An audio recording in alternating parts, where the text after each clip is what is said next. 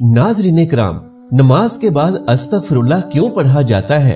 नमाज के बाद अस्तगफिरुल्लाह पढ़ने के लिए क्यों कहा जाता है? इसके पीछे क्या वजह है? आज की इस मालूमाती वीडियो में इसकी तफसील आपके साथ जरूर शेयर करेंगे, लेकिन इससे पहले एक हदीस मुबारका समाअत फरमा लीजिए। रसूल अल्लाह सल्लल्लाहु अलैहि वसल्लम का फरमान है कि उस शख्स के लिए बहुत सआदत है जो अपने अमाल नामे में बहुत अस्तगफार पाता है। लिहाजा जान लीजिए कि अस्तगफिरुल्लाह पढ़ने से हुक्म इलाही की तामील होती है। अस्तगफिरुल्लाह पढ़ने से रिज्क मुयस्सर आता है और इसमें इजाफा होता है। अस्तगफिरुल्लाह जन्नत में दाखिले का परवाना है। अस्तगफिरुल्लाह पढ़ने से गुनाह खत्म हो जाते हैं। अस्तगफिरुल्लाह मरने के बाद आदमी के दर्जात में बुलंदी का बाइस है। अस्तगफिरुल्लाह पढ़ने से बलाएं टल जाती हैं। अस्तगफिरुल्लाह पढ़ने से दिल को पाकीज़गी हासिल होती है।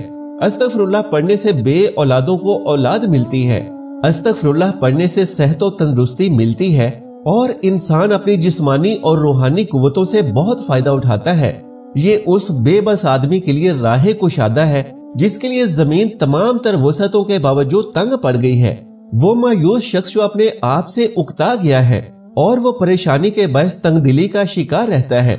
अस्तगफिरुल्लाह उसकी मायूसी और परेशानी को दूर करके नई जिंदगी अता करता है और फराख जिंदगी से आशना करता है।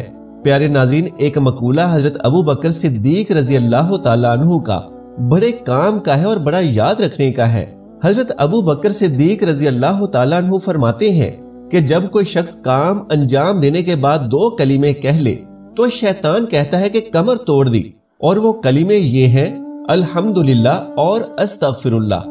जहां तक ये इबादतों में अपनी तरफ से कुताही का ताल्लुक है तो याद रखें कि इबादत अल्लाह तबारक व तआला की खालिकियत का और उसकी रबूबियत का हक अदा नहीं कर सकती।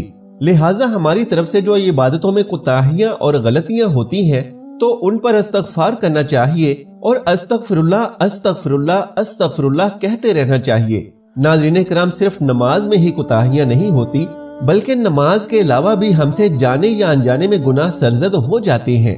सही हदीस में है कि रसूल अल्लाह सल्लल्लाहु अलैहि वसल्लम का मामूल था कि जब हुजूर सल्लल्लाहु अलैहि वसल्लम नमाज से फारिग होते तो फौरन 3 मरतबा अस्तगफिरुल्लाह अस्तगफिरुल्लाह अस्तगफिरुल्लाह फरमाते थे। तो ये सवाल पैदा होता है कि अस्तगफिरुल्लाह के मानी गुनाहों से मुआफी मांगना है। आदमी ने जब कोई गुनाह किया हो तो इस्तगफार करे, जब कोई गलती की हो तो मुआफी मांगे, लेकिन जब कोई गुनाह किया ही ना हो तो नमाज के बाद अस्तगफिरुल्लाह का क्या मतलब है?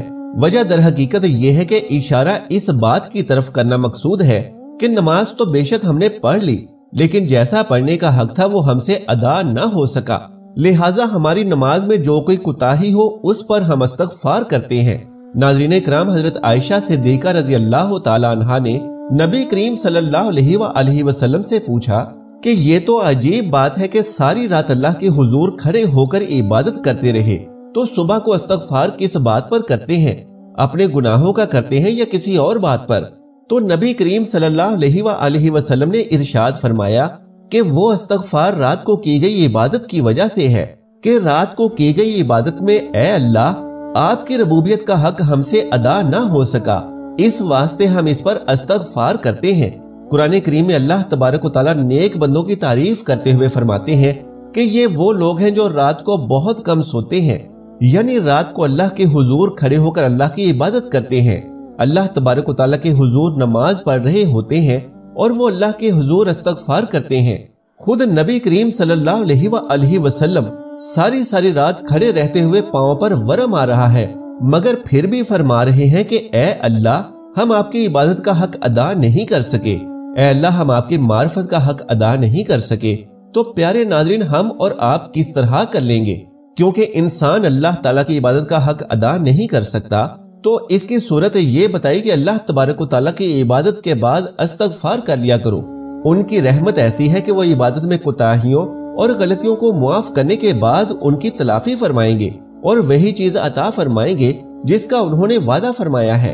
हजरत अनस रजी अल्लाह तआला अन्हु से मरवी है कि नबी करीम सल्लल्लाहु अलैहि वसल्लम ने फरमाया कि निगरानी करने वाले 2 फरिश्ते यानी अमाल नामा लिखने वाले अल्लाह तबारक व तआला की बारगाह में किसी भी रोज किसी का अमाल नामा पेश करते हैं और उसके अव्वल और आखिर में इस्तगफार होता है شیطان کا حربہ عبادت کے بارے میں دو ہی قسم کا ہوتا ہے۔